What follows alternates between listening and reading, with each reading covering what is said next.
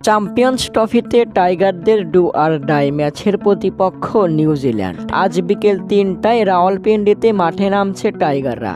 নিউজিল্যান্ডের বিপক্ষে ম্যাচ হারলেই বিদায় হয়ে যাবে টাইগাররা, সাথে বিদায়ের ঘণ্টা বাজবে পাকিস্তানেরও। বাংলাদেশের ওপর তাকিয়ে রয়েছে পাকিস্তান। টাইগাররা নিউজিল্যান্ডকে হারালেই সেমির দৌড়ে টিকে থাকবে পাকিস্তানও। তবে কি নিউজিল্যান্ডকে হারানো সম্ভব? ক্রিকেট বিশ্লেষকরা বলছে নিউজিল্যান্ডের বিপক্ষে ৩০০+ রান করলেই হারাতে পারবে বাংলাদেশ।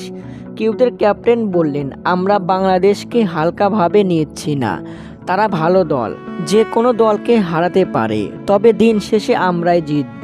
রাওয়ালপিন্ডির সাফল্য টাইগারদের মনে জোগাচ্ছে আশা। টাইগারদের হেড কোচ ফিল সিমন্স বললেন, ছেলেরা ভালো খেলবে।